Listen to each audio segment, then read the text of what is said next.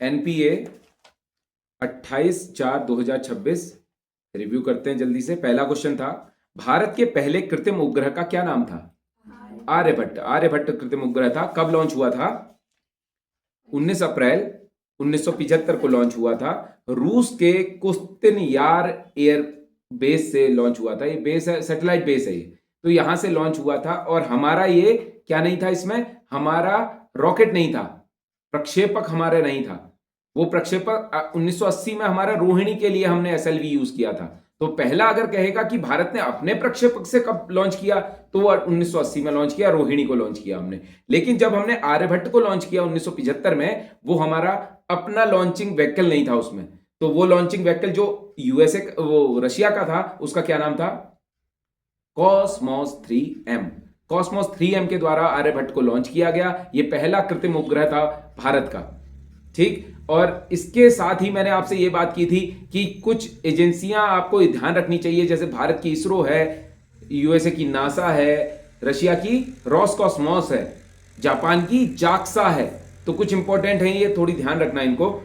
और 1980 में भारत ने अपना पहला ऐसा उपग्रह लॉन्च किया रोहिणी नाम से, जिसको अपने प्रक्षेपण यान मतलब SLV-3 से हमने उसे लॉन्च किया। क्वेश्चन नंबर 2, देश भर में किस व्यक्ति के प्रयासों से दयानंद एंग्लो वैदिक महाविद्यालय की स्थापना हुई?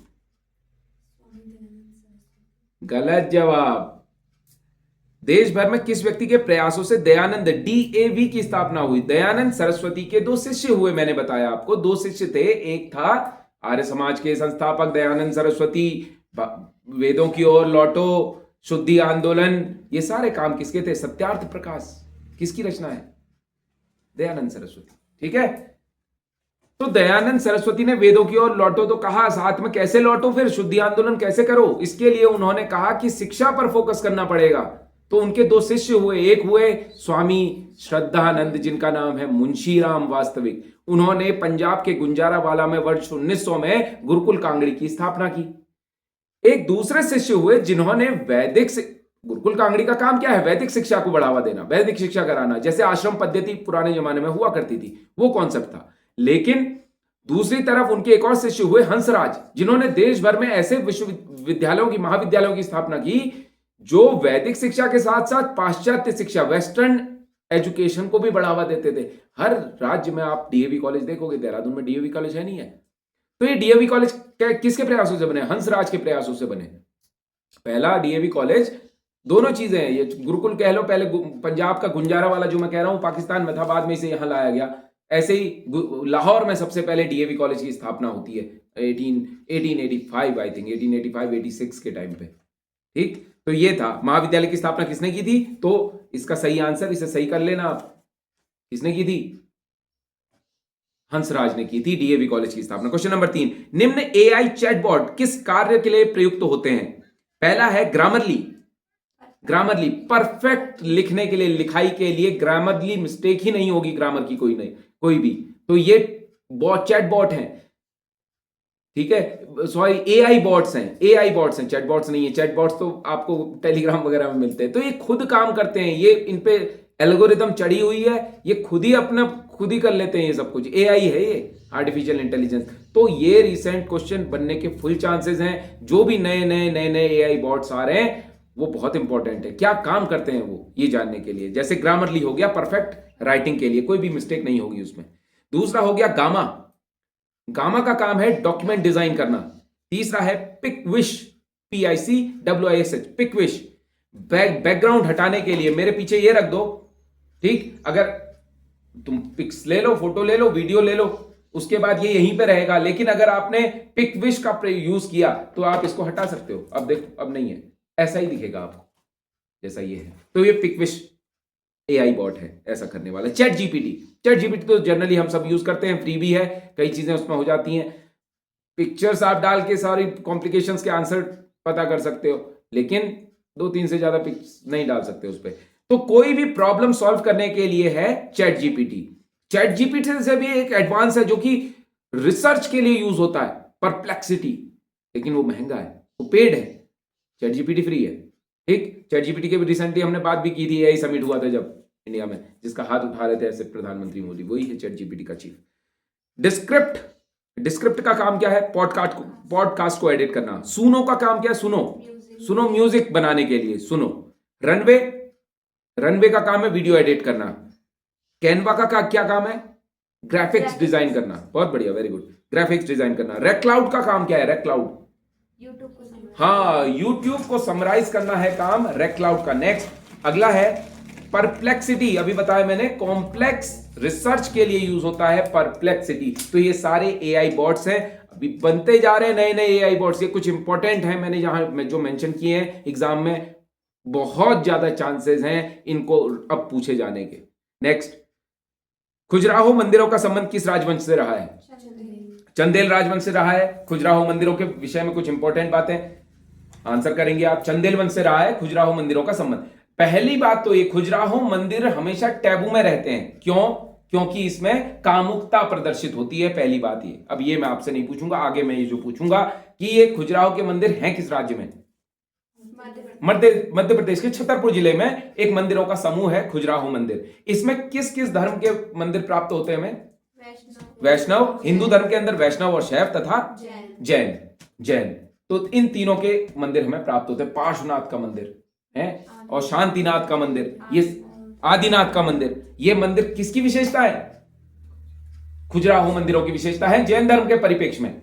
इसके अलावा प्रमुख मंदिरों में एक तो है 64 योगिनी मंदिर, ये ध्यान रखना है, 64 योगिनी मंदिर। और दूसरा मैंने कंदरिया महादेव मंदिर। ये दो मंदिर बहुत इंपॉर्टेंट है खजुराहो शैली के, खजुराहो के। तो ये दो मंदिर किस निर्माण शैली से संबंधित है? खजुराहो निर्माण शैली से संबंधित है। और किसके हैं? चंदेल वंश से संबंधित है। मतंगेश्वर, वराह, लक्ष्मण, विश्वनाथ, महिषासुर मंदिरी, ये अन्य मंदिर हैं। लेकिन दो सुपर इंपॉर्टेंट 64 योगिनी मंदिर तो आपको ध्यान रखना ही है। नेक्स्ट अगला क्वेश्चन है, खजुराहो हो गया। नेक्स्ट अगला क्वेश्चन है क्वेश्चन नंबर 5। हाल ही में केंद्रीय जांच ब्यूरो द्वारा डिजिटल अरेस्ट के खिलाफ आर्टिफिशियल इंटेलिजेंस आधारित एक चैटबॉट पेश करने की घोषणा की है। उसका क्या नाम है? अभय नाम का चैटबॉट है। डिजिटल अरेस्ट वो होता है जब आप अपने इंटरनेट मीडिया का हैंडल का यूज करते हैं और किसी तरह का स्पैम, स्पाईवेयर आपके कंप्यूटर में आ जाता है, फोन में आ जाता है, आप उसे क्लिक करते हैं या नहीं भी करते हैं। आज के जमाने में तो इतना एडवांस टाइम आ गया एआई का, और आपकी सारी इंफॉर्मेशन चली जाती है रिसीवर के पास, आपका बैंक अकाउंट खाली हो जाएगा, सब कुछ इस तरह से काम होता है। तो इसीलिए इसके खिलाफ सीबीआई ने एक एआई आधारित चैटबॉट लॉन्च किया है जो सूचनाएं देगा, आपकी हेल्प करेगा। और इसको लॉन्च करने वाले हैं हमारे सूर्यकांत, हमारे चीफ जस्टिस सूर्यकांत, जो वर्तमान चीफ जस्टिस है, उन्होंने लॉन्च किया अभय नाम का AI bot, AI chatbot. Next अगला क्वेश्चन है 6। हाल ही में वरिष्ठ राज्य आंदोलनकारी श्री दिवाकर भट्ट का निधन हो गया। वह किस राजनीतिक दल से संबंधित थे? उत्तराखंड क्रांति दल से संबंधित है। Very good, very nice, Uttarakhand Kranti Dal से संबंधित है। दिवाकर भट्ट जी की अगर हम बात करें तो उत्तराखंड क्रांति दल के संस्थापक सदस्य 1979 में उत्तराखंड क्रांति दल अस्तित्व में आता है। काशी सिंह ऐरी और ये कई सारे लोग, इंद्रमणि बडोनी, ये सब मिलजुल के इन्होंने स्थापित किया उत्तराखंड क्रांति दल। उससे पहले 1965 की बात है, प्रताप सिंह नेगी नाम के व्यक्ति थे, उन्होंने सबसे पहले इनको इंट्रोड्यूस कराया राज्य आंदोलन में कि राज्य आंदोलन करके हम अपना राज्य स्वतंत्र प्राप्त कर सकते हैं। तो वहां पे से ये कहानी शुरू होती है। उसके बाद 1978 में ये क्या करते हैं, 1970 में तरुण हिमालय नाम का एक अखबार निकाल देते हैं। तरुण हिमालय कौन? दिवाकर भट्ट जी। कब निकालते हैं? 1970 में। इसके अलावा 1978 में 78 में बद्रीनाथ से नई दिल्ली तक पैदल पद यात्रा करते हैं। अगली चीज ये है इनके बारे में कि 1993 में एक चीज हुई थी। क्या हुआ था? श्रीनगर का आंदोलन हुआ था, सम्मेलन हुआ था बाबू। हाँ। सम्मेलन हुआ था। उस सम्मेलन में क्या उपाधि मिली थी इन्हें? Field marshal. किसने कहा था? इंद्रमणि बडोनी ने इन्हें फील्ड मार्शल कहा था। बहुत बढ़िया, वेरी नाइस। फील्ड मार्शल की उपाधि किसने दी है? ये सबसे इंपॉर्टेंट क्वेश्चन है इसमें। फील्ड मार्शल की उपाधि दी थी इंद्रमणि बडोनी द्वारा, फील्ड मार्शल कहा गया था। बाद में एक हम 1995 में एक आंदोलन पढ़ते हैं, श्रीयंत्र टापू कांड। उसमें 2 व्यक्ति शहीद हो गए थे श्रीनगर में, श्रीयंत्र टापू कांड। उसमें 2 व्यक्ति शहीद हो गए थे। कौन थे वो? यशोधर बेंजवाल राजेश रावत, बहुत बढ़िया। यशोधर बेंजवाल और राजेश रावत ये दो लोग शहीद हो गए थे, लेकिन इस आंदोलन का नेतृत्व करता कौन था? दिवाकर भट्ट ही थे। दिवाकर भट्ट किसी तरह वहां उपस्थित नहीं थे, तो लोगों ने उनपे कटाक्ष किया कि तुम्हारे दो आंदोलनकारी मर गए और तुम भाग गए वहां से। तो इसीलिए गुस्सा होके खेंट पर्वत की चोटी पर चढ़ के आमरण अनशन करने शुरू कर दिया इन्होंने। ठीक, बड़ी मुश्किल से इन्हें समझाना पड़ा। तो खेंट पर्वत, तो याद रखना है, श्रीयंत्र टापू कांड के नायक थे यशोधर बेंजवाल, राजेश रावत, ये दो लोग शहीद हो गए थे। अगला पॉइंट ये है, ये कब यूकेडी के चुनाव चिन्ह पर राज्य विधानसभा में चयनित हुए थे? 2007 में। और ये मंत्री भी रहे हैं, कैबिनेट मंत्री, राजस्व मंत्रालय इनके पास था 2007 में। तो याद रहेगा ये सब। इंद्रमणि बडोनी ने इन्हें क्या कहा? फील्ड मार्शल कहा। नेक्स्ट अगला क्वेश्चन है, क्वेश्चन नंबर 6 हो गया। क्वेश्चन नंबर 7, गंगोत्री तथा यमुनोत्री धाम के संबंध में प्रमुख 10 बिंदु लिखिए। गंगोत्री धाम यमुनोत्री दोनों में करूंगा तो बहुत लंबा हो जाएगा, इसीलिए मैं गंगोत्री के ही विषय में चर्चा कर ले रहा हूं अभी। तो गंगोत्री धाम किस नदी के तट पर है? भागीरथी नदी के तट पर है। यहां पर किसने तपस्या की थी? भगीरथ ने तपस्या की थी। भगीरथ शिला है यहाँ पे। एक डूबा हुआ क्या है? यहाँ पे शिवलिंग मिलेगा, डूबा हुआ शिवलिंग। निर्माण किसने किया था गंगोत्री मंदिर का? भगीरथी मंदिर भी कह दिया जाता है। अमर सिंह थापा, गोरखा सूबेदार अमर सिंह थापा द्वारा इसकी स्थापना कब की गई? 1807 में। बाद में इसका पुनरुद्धार किसने किया? माधो सिंह, जयपुर के राजा माधो सिंह द्वारा 1935 में इसका जीर्णोद्धार किया गया। निर्माण शैली क्या है? कत्यूरी शिखर शैली में, पैगोडा शैली में यह बना हुआ है। यहां पर यह समुद्र तल से कितनी ऊंचाई पर है?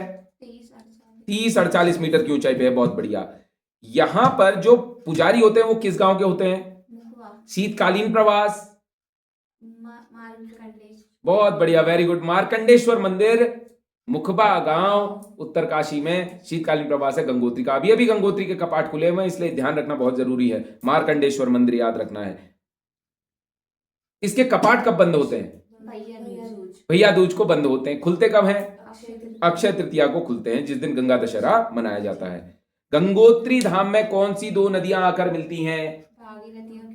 वेरी नाइस, भागीरथी और केदार गंगा, इन दोनों नदियों का संगम यहाँ पे होता है। इसके आगे भैरव घाटी में कौन सी दो नदियां मिलती हैं?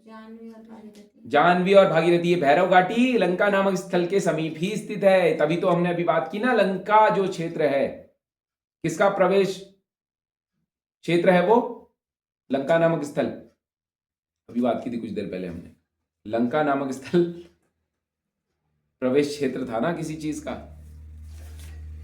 ठीक है, तो भैरव घाटी में जानवी और भागीरथी नदियों का संगम होता है। भागीरथी शिला और डूबा हुआ शिवलिंग कहां मिलता है? यहीं पे मिलता है।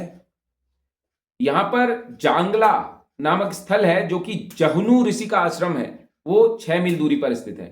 पौराणिक स्थल पंतगिनी कहां स्थित है? यहीं पर स्थित है। हिमालय का टिपिन टॉप किसे कहा जाता है?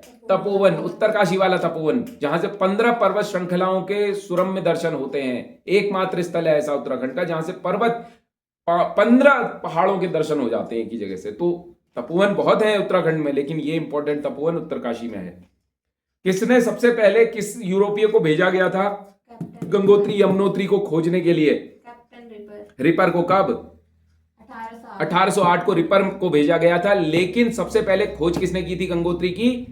फ्रेजर ने 1816, 8 दूना 16, 1816 में फ्रेजर ने खोजा था। गंगोत्री तथा गोमुख क्षेत्र में भोज वनों के संरक्षण के लिए हाल ही में 2025 में केदार सिंह रावत पुरस्कार किसे दिया गया? हर्षवंती बिष्ट को दिया गया। पर्वतारोही है हर्षवंती बिष्ट। इसके अलावा रक्तवन, सुंदरवन गंगोत्री के समीप में ही स्थित है। नेक्स्ट अगला क्वेश्चन है अगला, हाल ही में ये छोड़ दीजिए, क्वेश्चन नंबर 9, हाल ही में अंतरिक्ष स्पेस स्टेशन में अमेरिकी अंतरिक्ष यात्री द्वारा बिहू नृत्य किए जाने की घटना चर्चा में रही। यह लोक नृत्य किस राज्य से संबंधित है? असम से संबंधित है बिहू नृत्य। अगर हम बिहू नृत्य की बात करें, पहले असम की बात कर लेते हैं। यहां का एक शास्त्रीय नृत्य भी प्रसिद्ध है जिसका नाम है सत्रिया। सत्रिया शास्त्रीय नृत्य किससे संबंधित है? असम से संबंधित है। कुल 8 शास्त्रीय नृत्य होते हैं। भरतनाट्यम तमिलनाडु, कुचिपुड़ी आंध्र प्रदेश, कथकली केरल, मोहिनी अट्टम, कृष्ण अट्टम केरल, ये सारे केरल के हो गए। इसके अलावा मणिपुरी हो गया एक, दूसरा सतरिया हो गया, ओडिसी हो गया, कथक हो गया, ये उत्तर प्रदेश का है, कथक उत्तर प्रदेश का है, कथकली यूपी का है, ध्यान रहेंगे। तो केरल में बिहू नृत्य किया जाता है। बिहू फसल की उन्नत उपज के बाद इसको सेलिब्रेट किया जाता है। कृषि नृत्य है, साल में 3 बार होता है। बिहू नृत्य साल में कितनी बार होता है?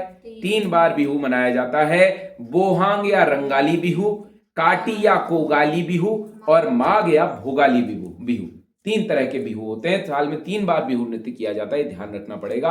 असम से संबंधित है, लोक नृत्य है असम का। नेक्स्ट अगला क्वेश्चन है, प्रागैतिहासिक शिलाश्रयों एवं गुफा चित्रों के लिए प्रसिद्ध भीमबेटका किस राज्य में स्थित है? मध्य प्रदेश में स्थित है भीमबेटका। खोजकर्ता कौन है इसके? बीएस वाकणकर। बीएस वाकणकर। भीमबेटका कहां है? मध्य प्रदेश में है। हमारे राज्य में क्या भीमबेटका से जुड़ाव वाला कोई ऐसा प्रागैतिहासिक स्थल है?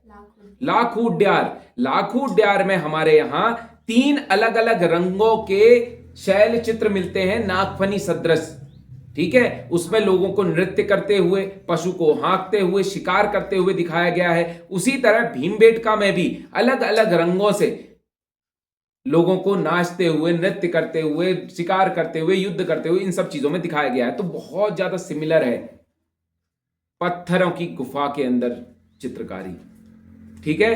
तो राज्य के लघुट्यार से प्राप्त सामूहिक नृत्य और नागफनी के सदृश आकार के चित्रण, जिनमें प्रमुखतर 3 रंगों का प्रयोग किया गया है, काला, सफेद और लाल, इसकी तुलना भीमबेटका से की जाती है। भीमबेटका के गुफा चित्रों में लाल, गेरुआ, बैंगनी, पीला, भूरा, सफेद आदि, हरा आदि रंगों का प्रयोग किया गया है। वन्य जीव, शस्त्रधारी पुरुष, युद्ध, शिकार, ये चित्रण वहां हमें देखने को मिलते हैं। भीमबेटका मध्य प्रदेश में है। एक मध्यपुरा पाषाण काल चित्रों का नमूना यहां से हमें प्राप्त होता है। तो चित्रकारी का प्राचीनतम साक्ष्य कहां से प्राप्त होता है? भीमबेटका से। चित्रकारी का प्राचीनतम साक्ष्य हमारे लाखों से भी प्राप्त होता है। कब का? मध्यपुरा पाषाण काल, मध्यपुरा। यूनेस्को में कब शामिल किया गया भीमबेटका को? 2003 में शामिल किया गया। सामूहिक नृत्य इसमें शामिल है। मेन बीएस वाकणकर द्वारा इसे 1957-58 में खोजा गया था। नेक्स्ट अगला क्वेश्चन है, भारतीय पुरातत्व सर्वेक्षण विभाग की स्थापना किस वायसराय के समय पे हुई थी? भारतीय पुरातत्व सर्वेक्षण की स्थापना लॉर्ड कर्जन द्वारा की गई थी। लॉर्ड कर्जन द्वारा 1902 में भारतीय पुरातत्व सर्वेक्षण विभाग की स्थापना की गई। इसका पहला महानिदेशक किसे नियुक्त किया गया? जॉन मार्शल को नियुक्त किया गया। पहला महानिदेशक इसका नियुक्त किया गया जॉन मार्शल को। किसका? भारतीय पुरातत्व सर्वेक्षण विभाग का 1902 में गठित हुआ था। वर्तमान में संस्कृति मंत्रालय के अधीन ये काम करता है। विश्व धरोहर में 2014 में शामिल किया। अच्छा, ये तो अलग बात है, वो रानी की वाव की बात हो रही है। नेक्स्ट अगला क्वेश्चन है, आएगा अगला क्वेश्चन। 11वीं शताब्दी में सोलंकी वंश के शासक भीमदेव प्रथम की पत्नी द्वारा सरस्वती नदी के तट पर बनाया गया सीढ़ीदार कुआं किस नाम से जाना जाता है? रानी की वाव। गुजरात में रानी की वाव मिलेगा। ये बहुत फेमस है, यूनेस्को में शामिल है। हमारे 100 के नोट के पीछे जिसका चित्र मिलता है वो है रानी की वाव। विश्व धरोहर में 2014 में शामिल हुआ था और 100 रुपए के नोट में रानी की वाव का चित्र बना हुआ है। पत्नी उदयमती द्वारा इसे बनाया गया था। किसकी पत्नी थी? सोलंकी वंश के शासक भीमदेव प्रथम की पत्नी थी। गुर्जर शैली में बना हुआ है। यह एक उल्टा मंदिर है, सोलंकी वंश द्वारा बनाया गया था। रानी की वाव कहां मिलेगा? रानी की बावड़ी या कुआं? गुजरात में। नेक्स्ट अगला क्वेश्चन है, सरस्वती नदी से संबंधित है, ये याद रखना है। नेक्स्ट, विश्व में प्याज का सर्वाधिक उत्पादक देश?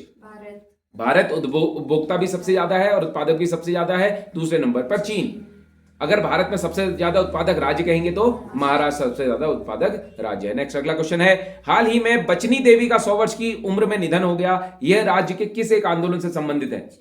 चिपको आंदोलन से संबंधित थी बचनी देवी। चिपको आंदोलन, ध्यान रहेगा, ये इनका रिसेंटली निधन हो गया है। रैणी गांव 1974 में। पेड़ों से चिपक गई महिलाएं, हिमपुत्रियों की ललकार, वन नीति बदले सरकार, वन जागे बनवासी जागे, काट लो हमारा मायका, चलाओ गोली, काट लो हमारा मायका, ये सब कुछ वो थे। इसके नेता कौन थे चिपको आंदोलन के? सुंदरलाल बहुगुणा और चंडी प्रसाद भट्ट। मेन जो है सुंदरलाल बहुगुणा, आप नेता याद रखें, साथ में चंडी प्रसाद भट्ट। नेक्स्ट अगला क्वेश्चन है, गौरा देवी को इंदिरा गांधी वृक्ष मित्र पुरस्कार कब दिया गया? साथ में ही इसी में कर लेते हैं। 1986 में, अभी रिसेंटली आपने किया हुआ है। नेक्स्ट अगला क्वेश्चन है, राज्य के संदर्भ में हैवल घाटी आंदोलन का संबंध किससे है? चूना खदानों के खनन के विरोध से संबंधित है। हेवल घाटी आंदोलन चूना खदान के खनन के विरोध से संबंधित है। नेतृत्वकर्ता कौन था? राधा भट्ट। 1955 की बात है ये। राधा भट्ट द्वारा इसका विरोध किया गया, उनके नेतृत्व किया गया इस आंदोलन का। टिहरी के कटाल्डी ग्राम से संबंधित है। टिहरी में हेवल घाटी नाम की जगह, वहां से चूना पत्थर की खदान हो रहा था, तो उसका विरोध किया क्योंकि भूस्खलन वगैरह हो जाता है उससे। तो नेक्स्ट अगला क्वेश्चन है, क्वेश्चन नंबर 17, राज्य के किस एक धाम का शीतकालीन आवास मुकबा गांव है? गंगोत्री का। नेक्स्ट, हाल ही में उत्तराखंड राज्य मानवाधिकार आयोग का कार्यकारी अध्यक्ष किसे नियुक्त किया गया? गिरधर सिंह धर्मसत्तू को नियुक्त किया गया है। गिरधर सिंह धर्मसत्तू ये थल के हैं, मतलब पिथौरागढ़ के हैं, इनको नियुक्त किया गया है मानवाधिकार आयोग। मानवाधिकार, अगर हम राष्ट्रीय मानवाधिकार अधिनियम की बात करेंगे, 1993 में आया था मानवाधिकार आयोग राष्ट्रीय, तो उसी के तहत राज्य में मानवाधिकार आयोगों की स्थापना हुई। हमारे राज्य में मानवाधिकार आयोग जो है पूर्ण रूप से अस्तित्व में आता है 13 मई 2013 को। 13 मई 2013 को पूर्ण रूप से अस्तित्व में आता है। और पहले जो मानवाधिकार अध्यक्ष बनते वीरेंद्र जैन, जस्टिस वीरेंद्र जैन। इसका काम क्या होता है? मानवाधिकार उल्लंघन के क्षेत्र में विस्तृत रिपोर्ट तैयार करना इसका काम होता है। राज्य के अंतर्गत मानवाधिकार उल्लंघन की विस्तृत रिपोर्ट तैयार करना राज्य मानवाधिकार आयोग का काम होता है, और इसके वर्तमान अध्यक्ष ये बने हैं अभी हाल ही में। अगला क्वेश्चन है, चीन द्वारा किस देश के एक सैटेलाइट PRSCEO3 को लॉन्ग मार्च 6 रॉकेट द्वारा लॉन्च किया गया? पाकिस्तान का रॉकेट था। नेक्स्ट अगला क्वेश्चन है, हाल ही में अमेरिका में जन्मजात नागरिकता को समाप्त करने संबंधी ट्रंप सरकार के प्रयास चर्चा में रहे। इस संबंध में भारतीय संविधान में नागरिकता संबंधी प्रावधानों की चर्चा कीजिए। संविधान के भाग 2 अनुच्छेद 5 से 11 तक नागरिकता का प्रावधान है, जिसके तहत भारत में नागरिकता ग्रहण करने संबंधी 5 आधार दिए गए हैं। अब ये विस्तृत चर्चा अगली क्लास में करेंगे।